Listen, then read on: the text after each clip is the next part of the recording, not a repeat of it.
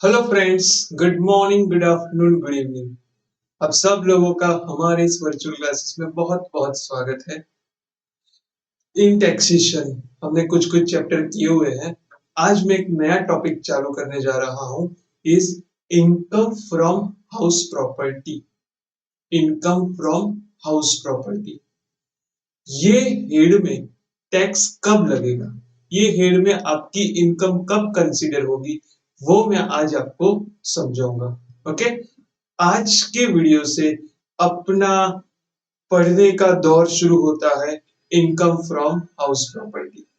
Okay दोस्तों, yes, आपको पता है total 5 heads of income. Total 5 heads of income: income from salary, income from house property, income from business and profession, income from capital gain, and income from other source, जिसमें से हम आज शुरू करने जा रहे हैं income from house property. Okay दोस्तों, यस, कोई भी चैप्टर शुरू करो तो सबसे पहले आएगा एप्लीकेबिलिटी। ये हेड में इनकम कब कंसीडर की जाएगी, ये हेड में इनकम कब कंसीडर की जाएगी, वो सबसे पहले देखेंगे। मतलब इनकम फ्रॉम हाउस प्रॉपर्टी में टैक्स कब आएगा, आपकी कोई भी इनकम है ये हेड में कब आएगी, उसको बोलते हैं एप्लीकेबिलिटी। ओके, कोई भी हेड में इनकम कब कंसीडर होगी, इसको बोलते हैं एप्लीकेबिलिटी। अगर ये कंडीशन सेटिस्फाइड होती है, एप्लीकेबिलिटी में टोटल 4 कंडीशन दी है। ओके दोस्तों, वो फुलफिल होती है तो इनकम फ्रॉम हाउस प्रॉपर्टी में वो आपकी इनकम गिनी जाएगी। ओके दोस्तों, कौन सी कंडीशन से applicability, income from house property में आपकी इनकम कब कंसीडर की जाएगी? First condition, there must be a house property. सबसे पहले तो हाउस होना चाहिए। There must be a house property, house property होनी चाहिए। इंपॉर्टेंट पॉइंट, लैंड अपर्टेंट, उसका मतलब क्या होता है? लैंड के ऊपर होनी चाहिए, एंड वो लैंड खुद की हो या ना हो, कोई जरूरी नहीं है आपके पास लैंड खुद की। मतलब ये हेड में टैक्सेबल होने के लिए पहली कंडीशन है आपके पास हाउस होना चाहिए। कहीं पे भी ऐसी कंडीशन नहीं है आपके पास लैंड होनी चाहिए। सर, विदाउट लैंड हाउस कैसे पॉसिबल है? पॉसिबल है दोस्तों। मैंने लैंड लीज पे लेके रखी है।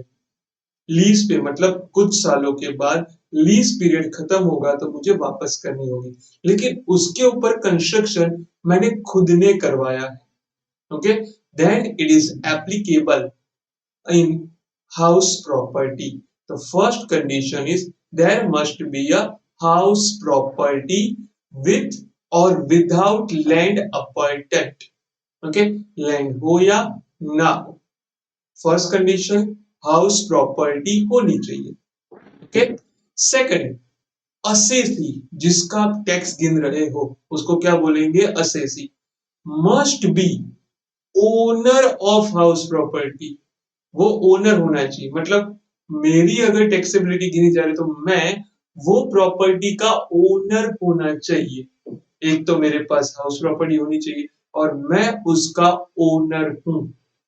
Third condition, such house must be given on rent, वो मैंने रेंट पे दिया होना चाहिए। मैं खुद रहता हूं तो टैक्सेबल नहीं होगा, तो वो इनकम है ही नहीं तो कैसे गिनोगे? But important point, deemed let out is also include. सही में रेंट पे दिया हो तो ही इनकम फ्रॉम हाउस प्रॉपर्टी में आएगा। मेरा हाउस होना चाहिए, मैं ओनर होना चाहिए, और मेरी जो हाउस प्रॉपर्टी है मैंने किसी को रेंट पे दी होनी चाहिए, तो आएगा income from house property. This basic funda, but deemed let out is also included. Deemed मतलब मान लेना, लेट आउट है ऐसा मान लो। It is also possible for taxability in house property. मतलब मैंने किसी को रेंट पे नहीं दिया है, फिर भी हम मान लेंगे कि वे रेंट पे दिए। क्यों मानेंगे, कब मानेंगे, वो आगे वो आएगा। ओके, यस, भले ही रेंट पे ना दिए तो कभी कभी ऐसा हो सकता है। Assume to be let out. Let out मतलब रेंट पे देना।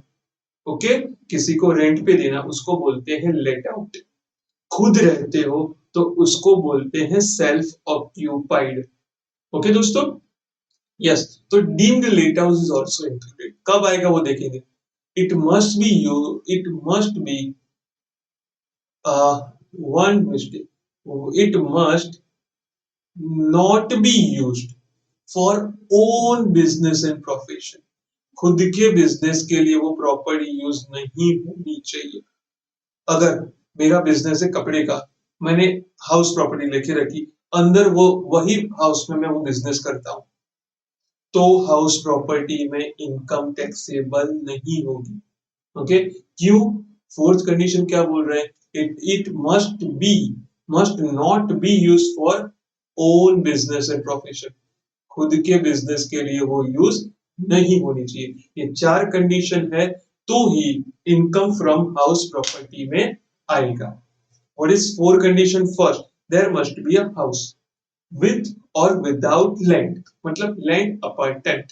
Second, assessee must be owner of such house property। Third, such house must be given on rent। अच्छा, deemed let out is also included। Fourth, it must not be used for own business and profession। खुद के business के लिए वो use नहीं होना चाहिए। मैंने किसी को रेंट पे दिया, वो बिजनेस कर रहे हैं, मुझे कोई लेना देना नहीं। मुझे जो रेंट मिल रहा है ना, इट्स माय इनकम, वो आएगा इनकम फ्रॉम हाउस प्रॉपर्टी।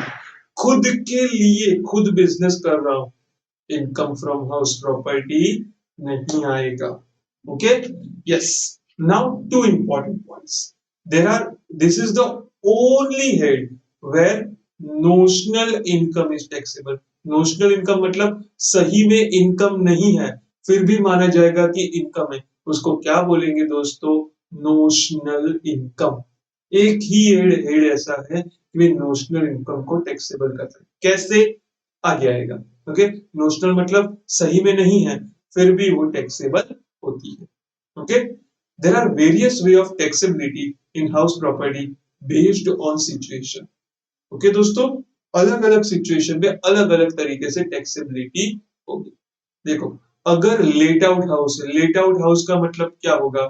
मैंने किसी को रेंट पे दिया है, तो कैलकुलेशन कैसे होगा वो मैं अभी आपको समझाऊंगा। ओके दोस्तों, okay, for late out house कैसे करना है सब लोग बोर्ड पे देखेंगे। ओके दोस्तों, yes, there are three steps. This is working note. ये थ्री स्टेप्स आपको फॉलो करने हैं लेट आउट हाउस के लिए। जब आपने अपना हाउस रेंट पे दिया तो कैसे टैक्स, कैसे इनकम कैलकुलेट, वो मैं अभी आपको समझा रहा हूं। उसके लिए तीन स्टेप फॉलो करने के। फर्स्ट स्टेप इज बोर्ड पे देखना म्यूनिसिपल वैल्यू, जिसको हम आगे बोलेंगे एमवी। वो हाउस की म्यूनिसिपल वैल्यू देखिए, म्यूनिसिपैलिटी में क्या वैल्यू चल रही है। दूसरा, फेयर रेंट। दूसरा क्या आपको देखना है? Fair rent. वो हाउस किसी और ने रेंट पे दिया है, ऐसा ही हाउस, तो कितने में रेंट पे दिया है? Okay, yes, it is called fair rent. Which, ये दोनों में से जो ज्यादा है, it will be considered municipal value और fair rent, whichever is higher is considered. जो भी हायर आया है उसको कंपेयर करने का स्टैंडर्ड रेंट के साथ। Okay, as per the standard act rule, standard rule क्या रेंट होना चाहिए? ओके, स्टैंडर्ड एक्ट के मुताबिक it will be consider as a standard rate. उसके साथ कंसीडर कंसीडर करो whatever lower is consider. ये नीचे वाली लोअर है ना, उसको हम बोलेंगे ए। उसको हम क्या बोलेंगे? ए। ओके, फिर से बता रहा हूं, स्टेप वन में क्या करने का? Municipal value, fair rent, whichever is higher. जो भी हायर है उसको कंपेयर करो स्टैंडर्ड रेंट के साथ, which ever is lower it's A. Okay sir, ना दिया हो तो डैश करने का, जीरो नहीं करने का। ना दिया हो तो उसका मतलब जीरो नहीं। स्टेप 2, अब एनुअल रेंट रिसीवेबल। एनुअल, पूरे साल में आपको कितना रेंट मिल सकता है। अगर आपने 6000 रेंट डिसाइड किया तो 12,000 into 6, sorry 12 month into 6,000, 72,000 is receivable. इतना मिल सकता है। हो सकता है कोई जल्दी चला गया हो, किसी ने रेंट ना दिया हो, वो बात अलग है। सेकंड, अनरियलाइज रेंट, जिसको हम बोलेंगे यूआर, अनरियलाइज रेंट। ओके दोस्तों, यस, किसी ने रेंट नहीं दिया, it is a bad debt, उसको आप क्या बोलोगे, unrealise rent. Annual rent receivable में से आप अनरियलाइज रेंट माइनस करोगे, it is called rent receivable. इतना रेंट मिला होना चाहिए। Okay, yes, this is step 2, this is step 2, जिसको हम क्या बोलेंगे, बी। अब क्या करने का, स्टेप 1 वाला ए, स्टेप 2 वाला b, whichever is higher is a part of step 3। Okay, yes, उसमें से आप माइनस करोगे वैकेंसी पीरियड, जिसको हम बोलेंगे बीपी।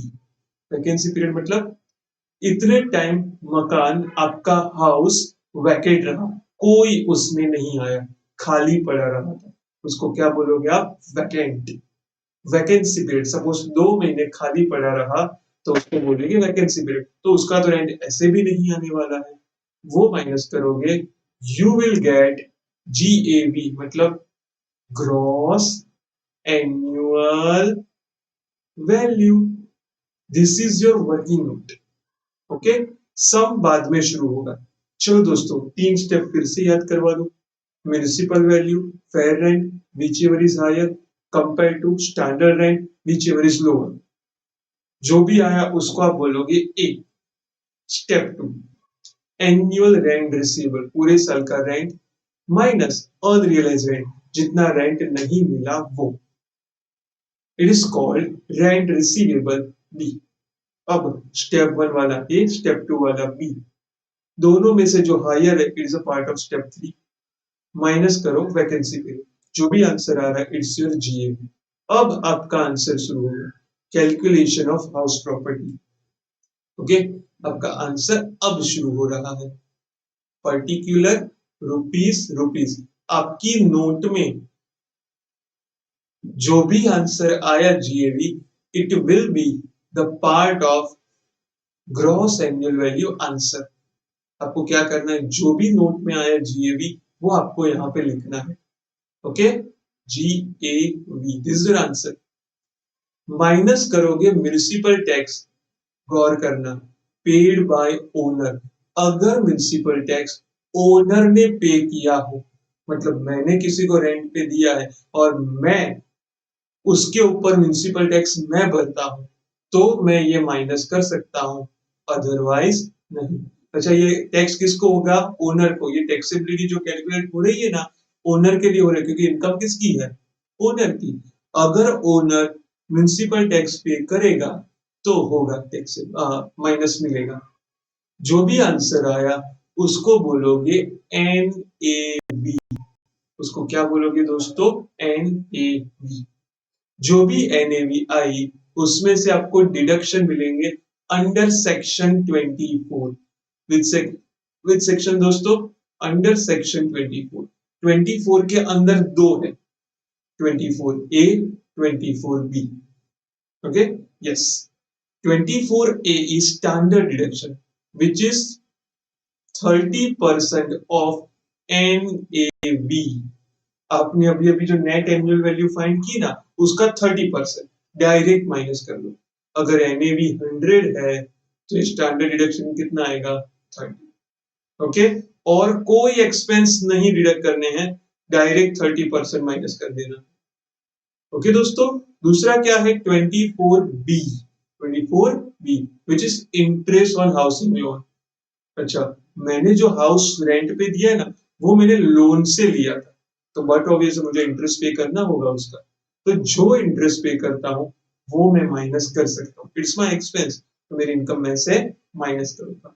ओके, के वो इंटरेस्ट होंगे, प्री एक्विजिशन, पोस्ट एक्विजिशन, मतलब मैंने परचेस किया, मतलब कंस्ट्रक्शन हो रहा है तब का इंटरेस्ट, मेरे नाम पे हुआ उससे पहले का इंटरेस्ट, या तो पोस्ट एक्विजिशन मतलब पोस्ट कंस्ट्रक्शन, तो अभी का इंटरेस्ट, दो टाइप का होगा वो माइनस करना है। सो जो भी आंसर आएगा एनएवी में से आपको ये डिडक्शन माइनस करने, जीएवी में से municipal tax paid by owner minus करना है तो एनएवी आई, एनएवी में से ये दोनों डिडक्शन माइनस करने, कौन से, standard deduction 30% of NAV and interest on housing loan, interest on housing loan दो टाइप के, प्री एक्विजिशन या तो उसको बोलते हैं प्री कंस्ट्रक्शन, दूसरा पोस्ट एक्विजिशन मतलब पोस्ट कंस्ट्रक्शन, माइनस करो आपको मिलेगा taxable income from house property. This is your final answer. किसके लिए ये था, अगर आपने रेंट पे दिया हो तो, जिसको बोलते हैं लेट आउट हाउस, रेंट पे दिया उसको क्या बोलते हैं दोस्तों, लेट आउट हाउस। ओके, सो ये कैलकुलेशन, ये फॉर्मेट आपको याद रखना, फिर से याद करो तो step one, municipal value fair rent whichever is lower, standard rate whichever sorry, municipal value fair rent whichever is higher, standard rate whichever is lower, it's a, annual rent receivable minus unrealized rent, yes, b, a, b, whichever is higher, step 3, minus vacancy period, you will get GAV, gross annual value, वो हमारे answer में ले लो, gross annual value minus करो municipal tax paid by owner, minus किया तो क्या आएगा, net annual value, उसमें से डिडक्शन माइनस करो दो, standard deduction interest on loan, standard deduction कितना 30% of NAV, interest on loan pre construction post construction, अगर दिया होगा तो लेना है, नहीं दिया तो नहीं लेना है। ओके दोस्तों, दोनों माइनस किया, जो भी आंसर आया इनकम फ्रॉम हाउस प्रॉपर्टी, ये आपको याद रखना होगा, याद रह जाएगा फिर कोई टेंशन नहीं।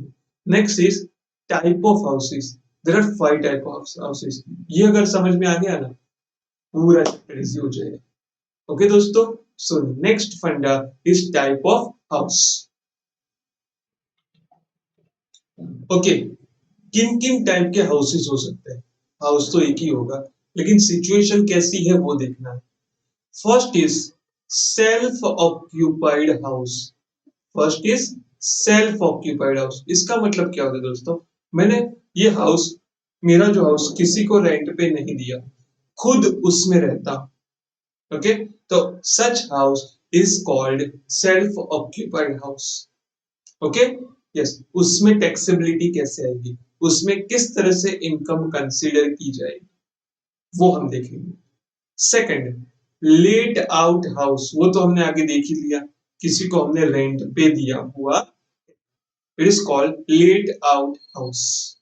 Okay, third, part of the house self occupied, part of the house late, मतलब बहुत बड़ा घर है, आधा घर मैं खुद रहता हूं, मतलब part of the house self occupied, आधा घर मैं किसी को रेंट पे दे देता हूं, उसको बोल दो आप रेंट पे रहो इसमें।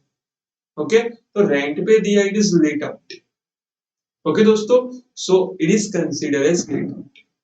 सो दो टाइप के हैं, सबसे पहला नॉर्मल सेल्फ ऑक्यूपाइड, दूसरा let out, third half self occupied half let out, part of the house self occupied part of the house let out. Okay, fourth, part of the year self-occupied and part of the year later, part of the year self-occupied and part of the year later, मतलब एक ही house है, कुछ समय के लिए मैं रहा, suppose 6 महीने में रहा और 6 महीने रेंट पे दे दिया, तो उसको बोलते हैं part of the year self occupied part of the year later. Okay, and fifth, property used for own business and profession, fifth क्या है, खुद के बिजनेस के लिए यूज करो, मैंने आपको बोला खुद के बिजनेस के लिए नहीं होना चाहिए। ओके, तो ये तो हाउस प्रॉपर्टी में आएगा ही नहीं, हमारी चौथी कंडीशन थी दोस्तों कि भाई खुद के बिजनेस के लिए वो यूज नहीं होना चाहिए। ओके, तो बट ऑब्वियस है, तो this is not the part of house property. Okay, main हमें कौन से पढ़ने हैं? चार। सबसे पहला, अगर सिर्फ सेल्फ ऑक्यूपाइड हाउस हो तो क्या करने का? सबसे पहले क्वेश्चन ये, आपके पास कितने सेल्फ ऑक्यूपाइड हाउस है? एक है या दो है या उससे ज्यादा है? अगर अप टू, बोर्ड पे देखना सब, up to two house use for residence, मतलब दो हाउस है, आप दोनों में खुद ही रहते हो, कभी ये हाउस में रहते हो कभी वो हाउस में रहते हो, तो दो हाउस है, तो आपका आंसर शुरू होगा एन ए बी से। इसमें आपको नोट बनाने की जरूरत नहीं है। आप जो नोट बनाते थे ना, तो नोट से आप क्या फाइंड करते थे? ये जो नोट है आपकी, उससे आप क्या फाइंड करते थे? जीएवी। फिर जीएवी में से आप माइनस करते थे म्युनिसिपल टैक्स, तो क्या आता था? एनएबी। अगर आप खुद के घर में रहते हो, सेल्फ ऑक्यूपाइड हाउस है, तो आपका आंसर यहां से शुरू होगा, आगे का कुछ नहीं आएगा। तो एनएबी से स्टार्ट होगा, विच इज एनएबी कितनी? यस, इफ एनएवी से स्टार्ट होता है, एनएवी विल बी नील। क्या लेने का? Zero. Your NAV will be zero.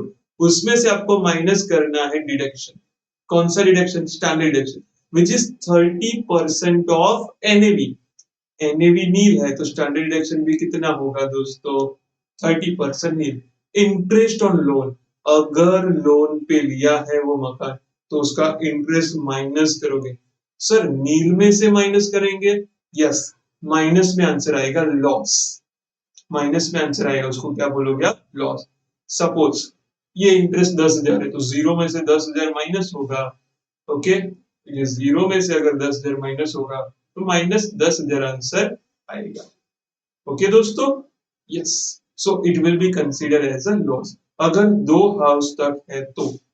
पर आपके पास दो से ज्यादा हाउस है, आपके पास दो से ज्यादा हाउस है, तो in that case, if more than two house which is own resident, आपके पास तीन मकान है, तीनों में खुद ही रहते हो, कभी ये मकान कभी वो मकान कभी वो मकान, तो कैसे करने का? तो कोई भी दो हाउस को आप सेल्फ ऑक्यूपाइड बोल सकते हो। तीनों में से आप डिसाइड कर लो, ये और ये सेल्फ ऑक्यूपाइड, तो वो दोनों का कैलकुलेशन कैसे करोगे? वो दोनों का कैलकुलेशन होगा एज अ सेल्फ ऑक्यूपाइड। कैसे कैलकुलेशन होगा दोस्तों? As a self occupied. Okay, yes. तीसरा हाउस, या तो दो से ज्यादा जितने भी हाउस है उसके लिए remaining house are considered as let out. बाकी के हाउस क्या माने जाएंगे? आपने लेट आउट किए। लेट आउट मतलब रेंट पे दिए। क्या आपने रेंट पे दिए हैं? नो। सपोज आपके पास चार हाउस है, आप चारों में रहते हो, तो दो को आप सेल्फ ऑक्यूपाइड बोल दो और एनएवी जीरो से सम खत्म कर दो। बाकी दो को क्या मानने का? कि भाई हाँ, आपने रेंट पे दिए, पर सही में तो आपने रेंट पे दिया ही नहीं है, फिर भी क्या मानने का? रेंट पे दिए हैं। इसीलिए उसको क्या बोलते हैं दोस्तों? Deemed let out. मैंने आगे बोला था, deemed let out is also included.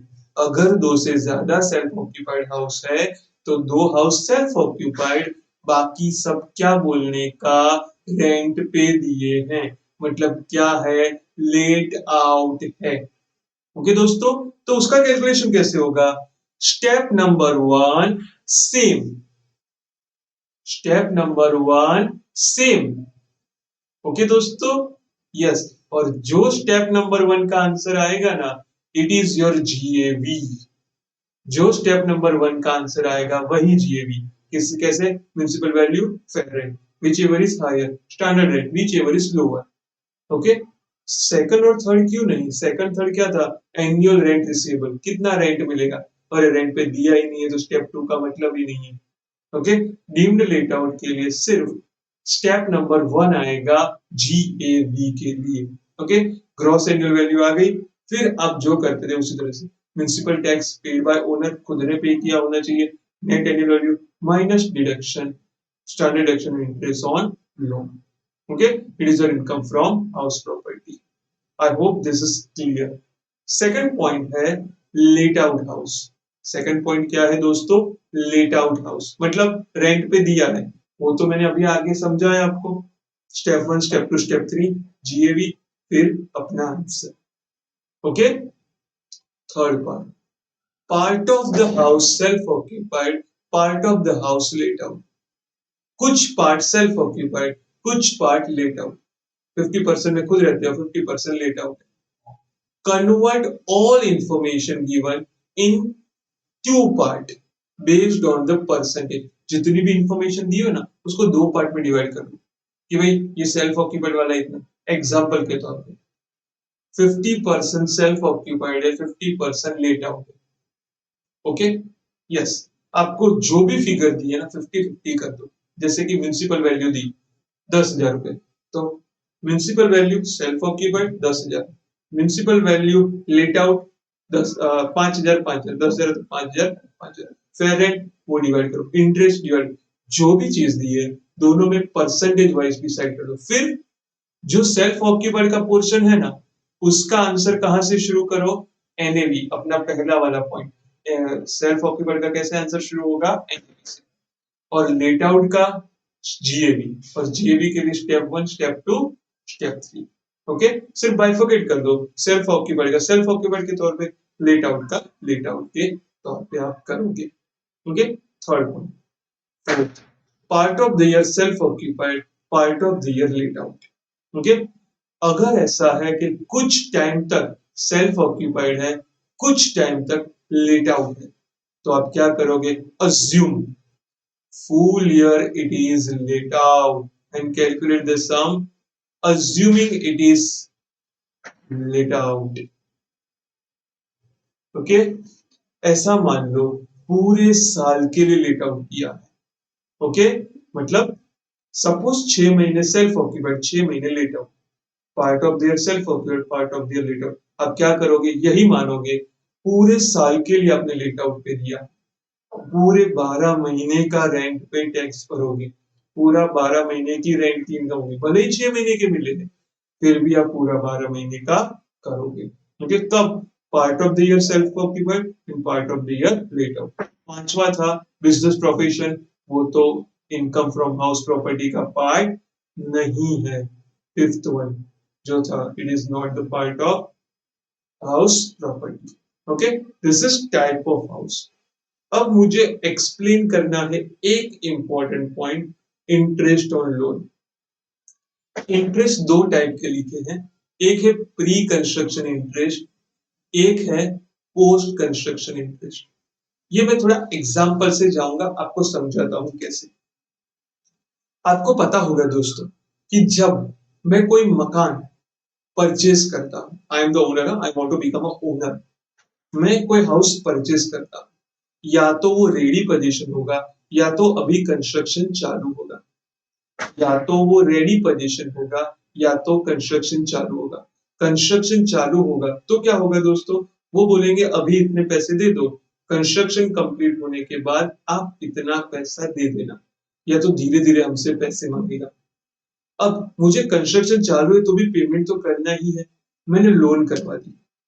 Okay, loan करवा दी, बैंक ने मेरे को पैसे दिए कि भाई आपने लोन लिया ना, उसका आप पे कर दो ये लोन में से।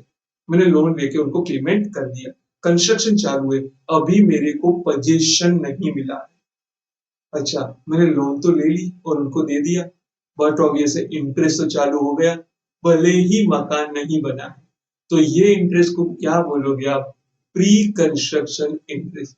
जब तक मैं पोजीशन ना लूं, ओके, तब तक जितना भी इंटरेस्ट इकट्ठा होगा उसको बोलेंगे प्री कंस्ट्रक्शन इंटरेस्ट। एक बार कंस्ट्रक्शन कंप्लीट हो गया उसके बाद जो इंटरेस्ट पे करूंगा उसको बोलेंगे post construction interest. Okay, yes, हाँ, लोन ली है, कंस्ट्रक्शन कंप्लीट हुआ, फिर भी लोन थोड़ी चुकाइए, उसके बाद भी इंटरेस्ट तो देना ही है। तो कंस्ट्रक्शन के पहले का जो इंटरेस्ट है उसको बोलेंगे प्री कंस्ट्रक्शन इंटरेस्ट, उसके बाद का जो इंटरेस्ट है उसको बोलेंगे पोस्ट कंस्ट्रक्शन इंटरेस्ट। आपको ध्यान यही रखना है प्री कंस्ट्रक्शन इंटरेस्ट कैसे कैलकुलेट करोगे। ओके, अगर दे दिया है तो कोई इश्यू नहीं, नहीं दिया है तो कैसे करोगे।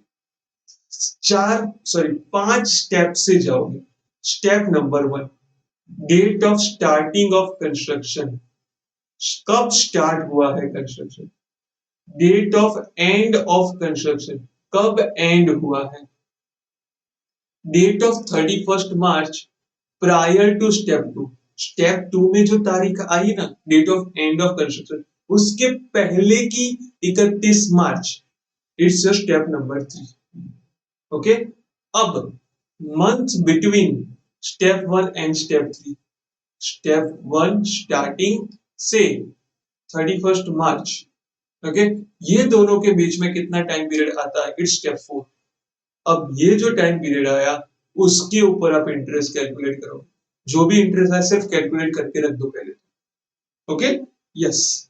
अब जो भी इंटरेस्ट आया वो आप 1/5 कंस्ट्रक्शन कंप्लीट होने के बाद 1/5 5 साल के लिए ले सकते हो। कंस्ट्रक्शन कंप्लीट होने के बाद प्री कंस्ट्रक्शन का जो भी इंटरेस्ट है 1/5 ले सकते हो। सपोज आपने स्टेप 5 कैलकुलेट किया, इंटरेस्ट आया 1 लाख रुपए, 1 लाख का 1/5 मतलब 20,000। कंस्ट्रक्शन कंप्लीट होने के बाद के ईयर से आप हर साल 20,000 20,000 20,000 20,000 20,000 5 साल के लिए प्री कंस्ट्रक्शन इंटरेस्ट माइनस करोगे। ओके, पहले सिर्फ कैलकुलेट करना है, भले ही पे कर दो, सिर्फ कैलकुलेट करना है। कब तक का कंस्ट्रक्शन कंप्लीट ना हो तब तक का।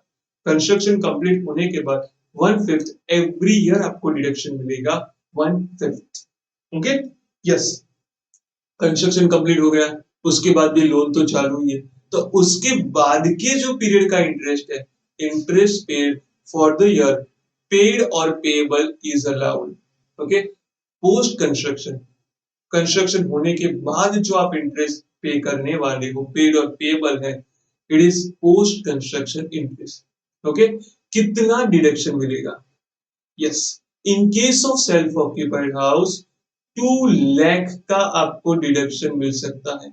आपका इंटरेस्ट अगर आपका इंटरेस्ट अगर 2 लाख से ज्यादा हो रहा है सेल्फ ऑक्यूपाइड में, तो आप 2 लाख ले सकते हो। अगर रिपेयर के लिए अगर वो लोन है तो 30,000 ले सकते हो। किसके लिए बात कर रहा हूं, सेल्फ ऑक्यूपाइड हाउस के लिए। लेट आउट में तो आप कितना भी ले सकते हो।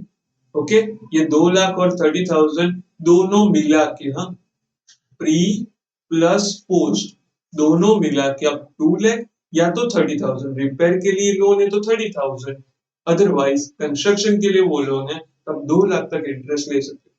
मतलब 2.5 लाख इंटरेस्ट पे किया तो आपको डिडक्शन 2 लाख ही मिलेगा सेल्फ ऑक्यूपाइड के लिए। लेट आउट है तो आप 2 लाख से ज्यादा जो भी है 2.5 लाख, तो 2.5 लाख आप इंटरेस्ट कैलकुलेट करो। Okay, yes. बट अगर आपका लॉस लेट आउट में या तो किसी भी तरह से इनकम फ्रॉम हाउस प्रॉपर्टी, अगर वो लॉस 2 लाख से बढ़ जाता है, ओके, तो मैक्सिमम आप लॉस कितना कंसीडर कर पाओगे, 2 लाख। अच्छा, सेल्फ ऑक्यूपाइड के लिए तो interest 2 lakh, other than self occupied अगर आपका लॉस 2 लाख से बढ़ गया, income from house property minus 2 lakh से बढ़ गया, तो आप कितना लॉस कंसीडर कर सकते हो, सिर्फ 2 लाख। और ऊपर का loss it will be carried forward to next year. Suppose 2.5 lakh का लॉस हुआ income from house property minus 2,50,000, तो अभी 2 लाख ही माइनस कर रखो, बाकी का 50,000 नेक्स्ट ईयर माइनस किया। ओके दोस्तों, this is majority part I have covered in income from house property. Okay दोस्तों, ये वीडियो आपको 2 से 3 बार देखना है, ये कॉपी करना है, फॉर्मेट याद रखना है। ओके दोस्तों, यस। ओके दोस्तों, कॉपी कीजिए। Okay, this applicability, let out house, calculation of house property, type of house, copy करना, self occupied house, okay,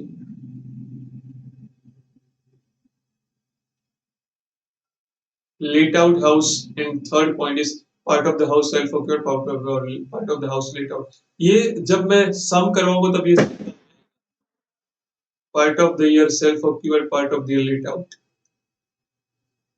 okay, interest on loan.